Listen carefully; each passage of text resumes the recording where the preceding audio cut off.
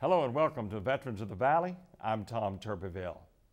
Some call it the forgotten war, but Norman Beal of rural Brazos County has not forgotten a thing about his 2nd Battalion, 5th Marines assault on the Korean coast in 1950. Nor has he forgotten the horror and the cold of that winter, scaling the cliffs at the beaches at Incheon. The card game that he lost that kept him in Korea to fight even longer. The Korean War cost 54,000 American lives and another 8,000 were missing. Norman Beal counts himself very lucky to have survived to tell his story of service. Please welcome Norman Beal of EDGE to Veterans of the Valley. Mr. Beal, it's an honor to have you on Veterans of the Valley, and thank you first for your service.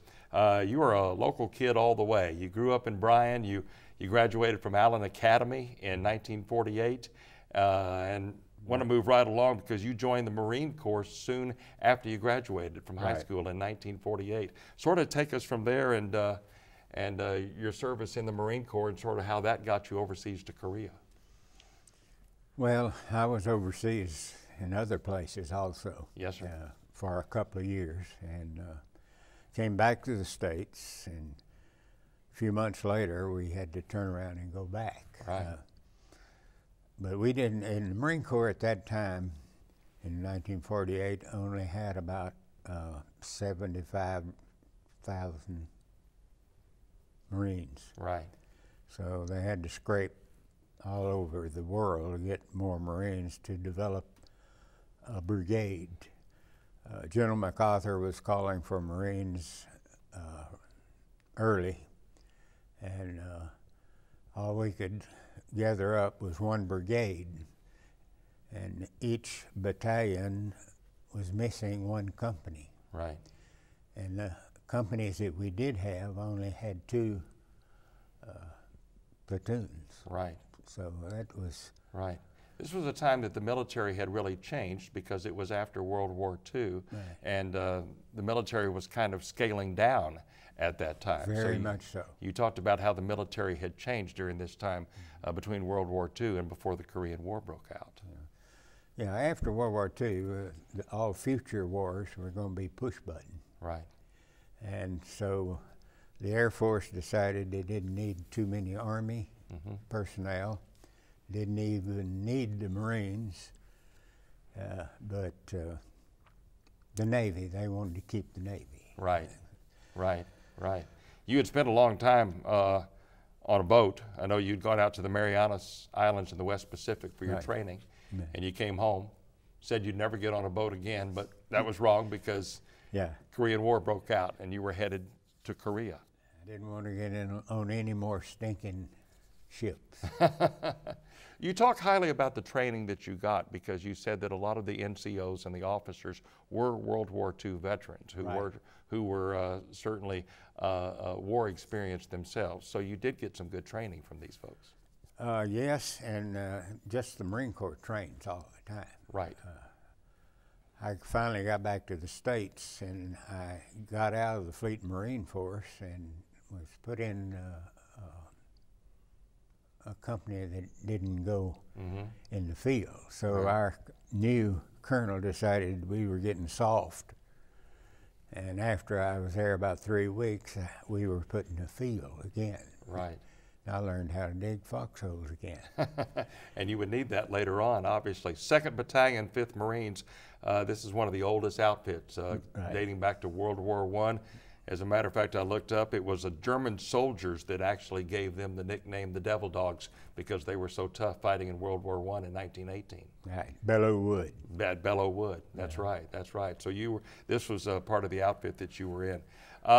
You left San Diego, August of 1950, and thought you were going to stop over in Japan, but you went straight to the coast of Korea to Busan. Talk about that. There was not much of South Korea left. That's why we didn't stop. Right.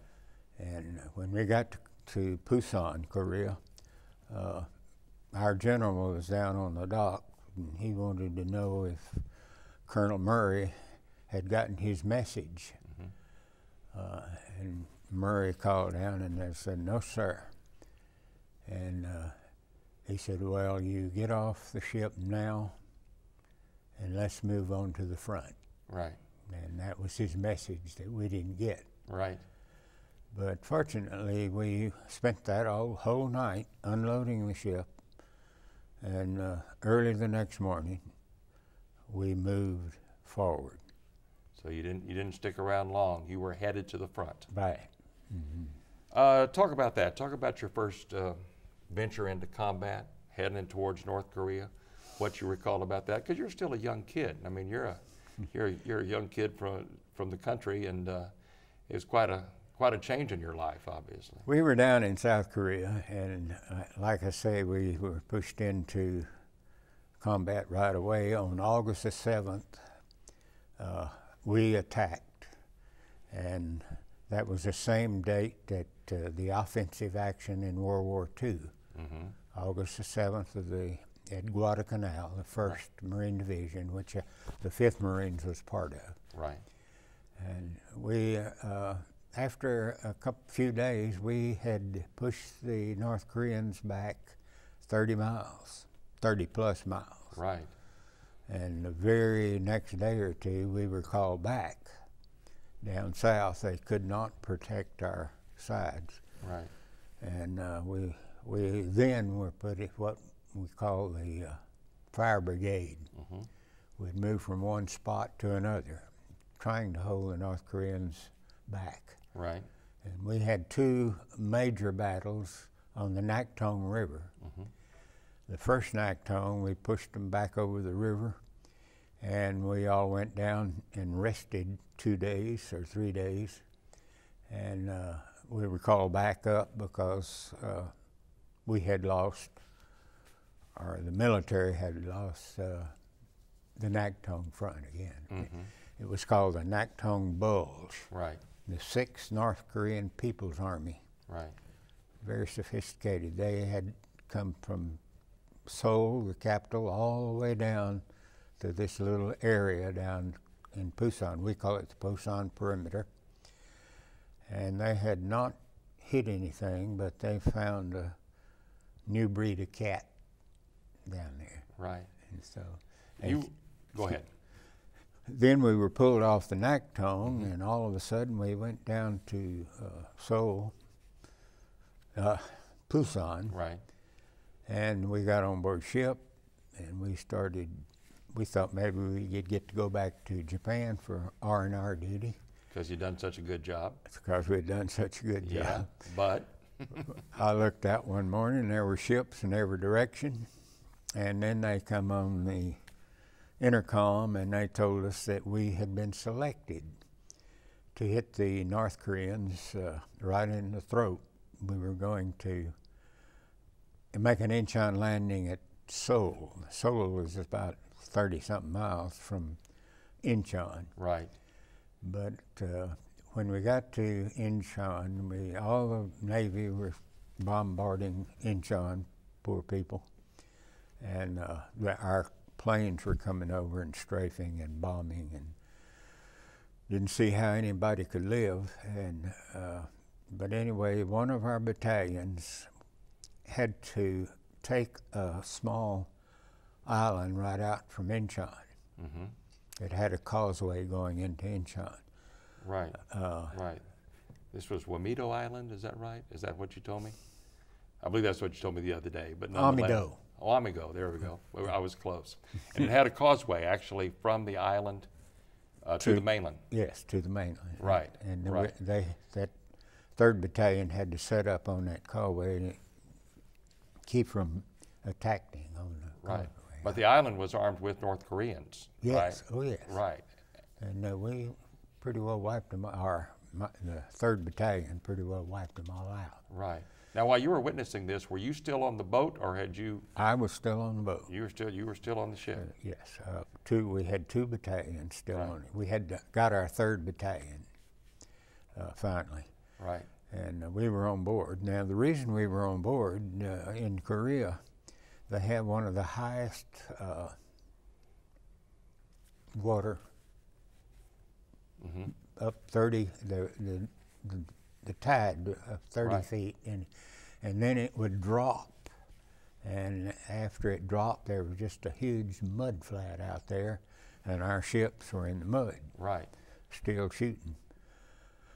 So we had ladders that the Navy had fixed for us, and we crawled up a seawall, and when we got off the seawall, my old gunnery sergeant was walking up and down, and as you know, a gunnery sergeant in the Marine Corps uses words that I wouldn't repeat right now. That's why he's a gunnery sergeant. That's though, right. Get off the beach, get off the beach. And we captured Incheon pretty quick. Excuse me, I get mixed up. Right. And then as soon as we did, then we started for Seoul.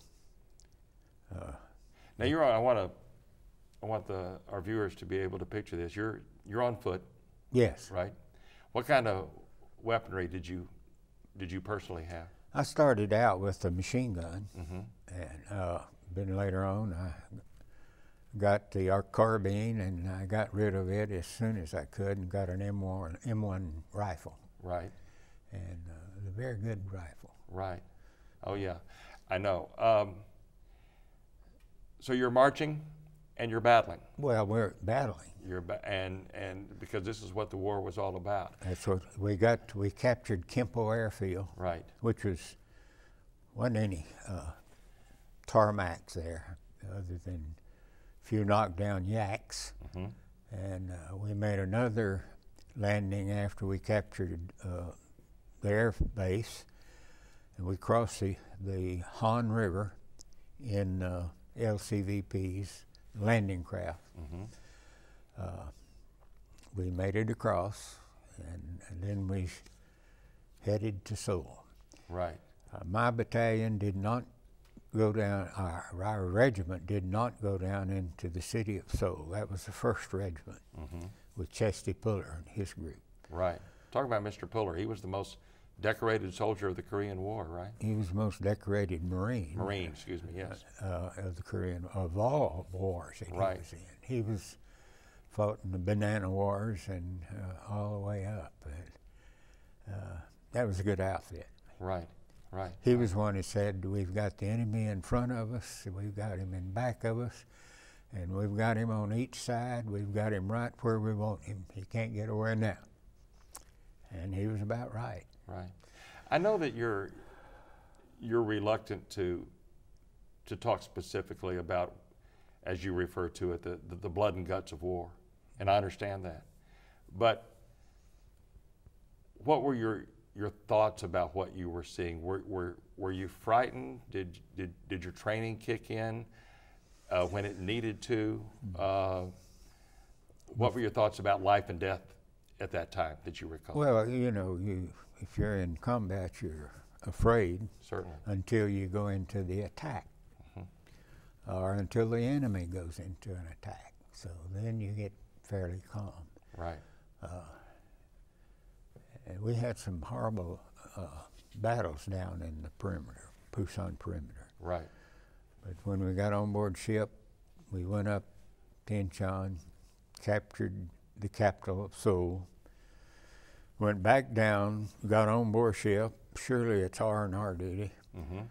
But we went all the way around the peninsula of Korea to the east side of Korea, North Korea. Right.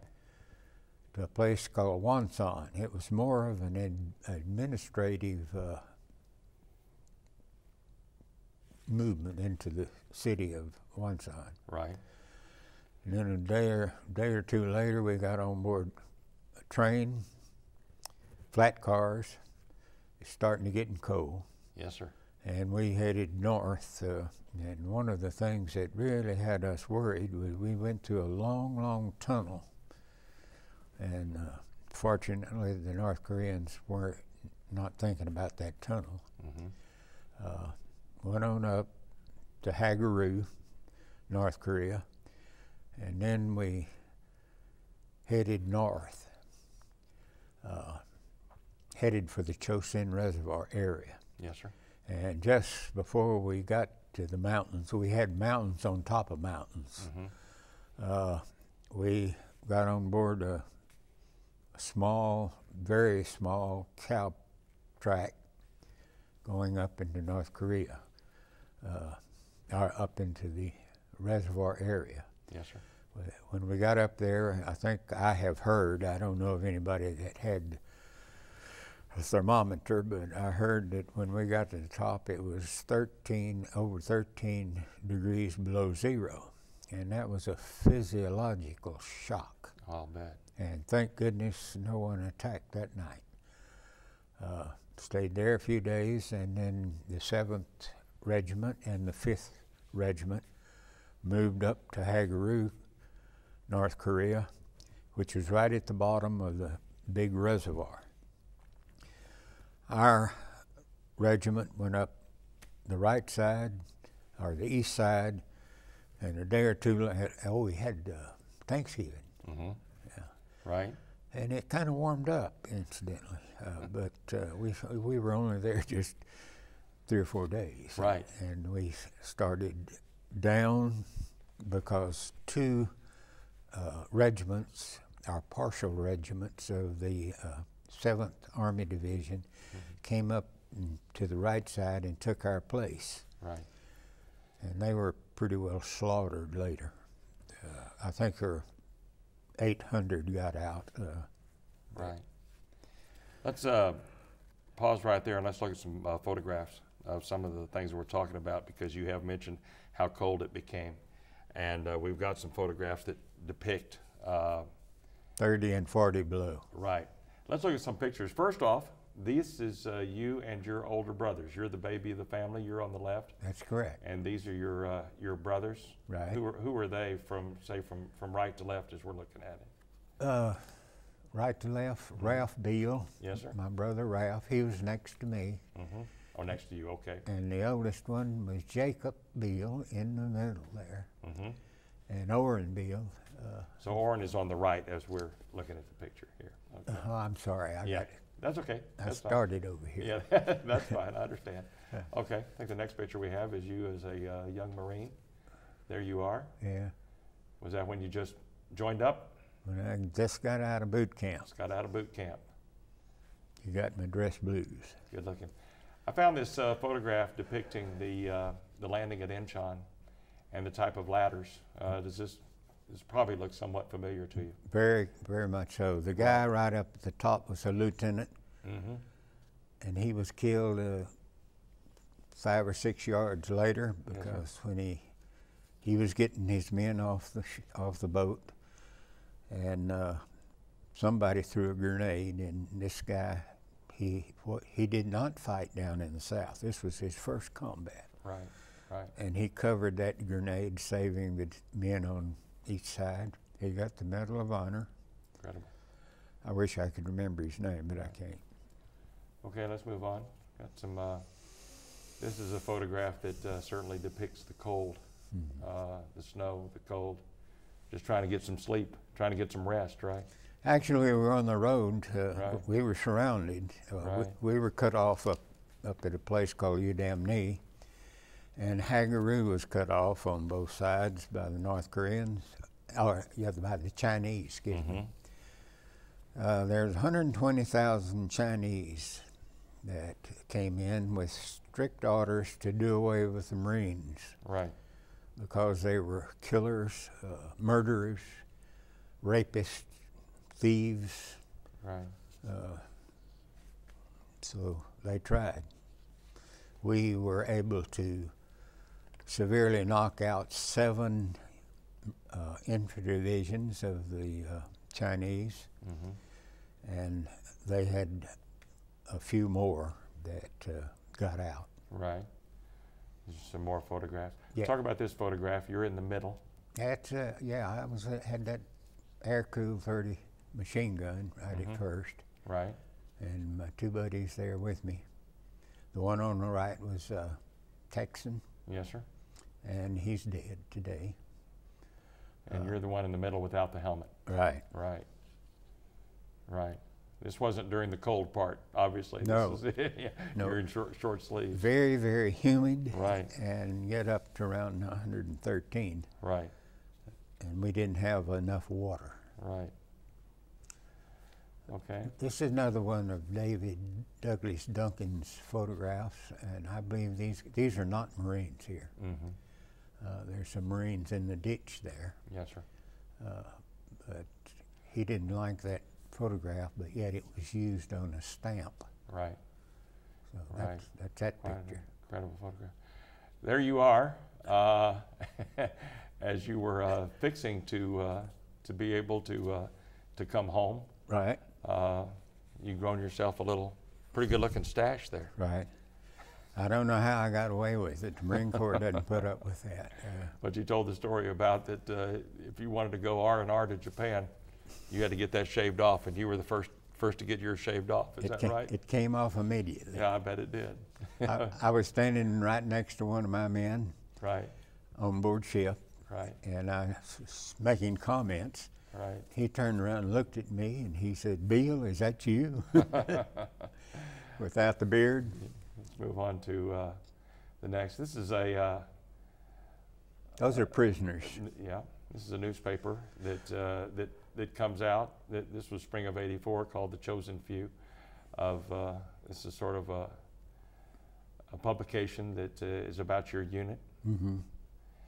You know, I wanted to add there. Excuse me. We hear about torture today. Yes, sir. We got the word that you do not mistreat any enemy soldier. We want them to come out with their hands up. Yes, sir. Not too many of them did, but some of them did. Right. Let's move on to, now tell me, this is you on the right. Tell me about the person on the left, and this is a person that you actually this took out of a foxhole, right? Right. This is Mr. Dixon. Yes, sir. And he's my buddy. He was my buddy after we met there. I didn't know who he was. Right. He had both legs blown off, and he came up to me and put his arm around me and hugged my neck. This was at a reunion, right? Right. And I don't know where they even knew what outfit he was in, because we had replacements coming in all the time.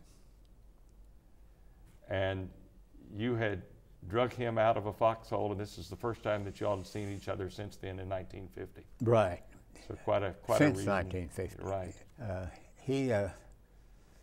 He was in that foxhole, and there were others wounded, right, and some killed in a mortar attack. Right. That day, we had gone through a small village, and I got the honor to be sent back to that village to kick in doors to make sure everybody was out. Right. And I think about these guys over in Afghanistan and Iraq that have to kick in those doors, and the chills run up and down my back. Indeed. Want to move along because we're running short on time. You had talked about fighting the Chinese because the North Koreans were pretty much punched out about this time, and fighting the Chinese. And one thing that you credit really for saving your life during one battle is the World War II Corsairs, yes, and how they provided cover for you in one of the battles in North Korea. The Marine Corps has an air-ground team, mm-hmm, and on the ground we had flyers that were forward observers, right, because they knew how to talk to the men up in these Corsairs. Right. These were old World War II. In fact, everything we had was World War II equipment, except later on we had one of these bubbled helicopters that you see in MASH. Right, right, exactly. They'd put Marines wounded on both sides and take them back as fast as they could and then come back. Right. You talked about going back, getting on ships, and how those ships were stuffed with what you estimate about 100,000 North Koreans that you took. Oh, yes. Yeah, that you went to South Korea with you, and that the first thing you did when you got back on the ship was find a lifeboat to sleep. You were hungry, but sleep was more important. Is that right? I crawled under a lifeboat. I didn't even go down in that stinking ship. You found out about this time that you were a corporal, there was another corporal, and only one corporal could go back home. And it was you, the other corporal was a young man, was a fellow from Houston. Yes. And they said, decide between yourselves which one goes home and which one stays. And how did you do that? We drew cards. Somebody had some cards. I don't know where they came from. Right. But I drew a 6, and McMahon drew a 6. Right. And so we had to draw again. I drew a 10, and he drew a jack, and he got to go. And you got to stay, and you thought? I thought that was the end of me. I would not get out of there. Right. But I did. About a month later, I got out. You got out about a month later? Yeah. And so in all, your service in Korea was about 8 months, is that right? That's right. The brigade people, they were pulled out first because they'd been in constant battle. Right. The Korean War was an intense war, as you can see from the number of people killed.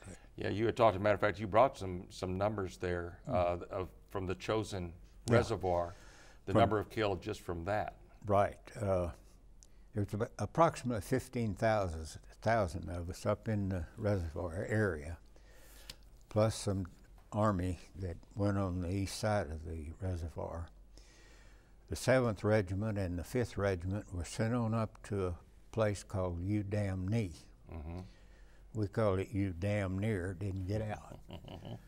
Because the pilots were flying over and they were taking bets. There's no way that the 1st Marine Division was going to get out of that area. Right. Got some figures here.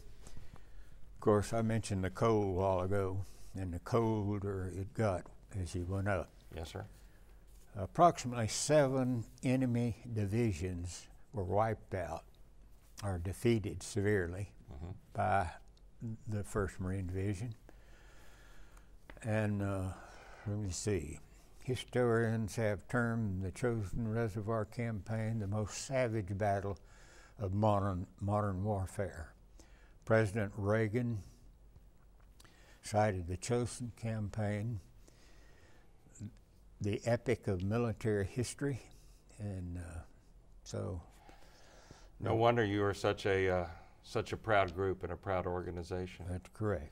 I wish we had time to talk more, but it was such a fantastic service, and you are fortunate to be here. I got out.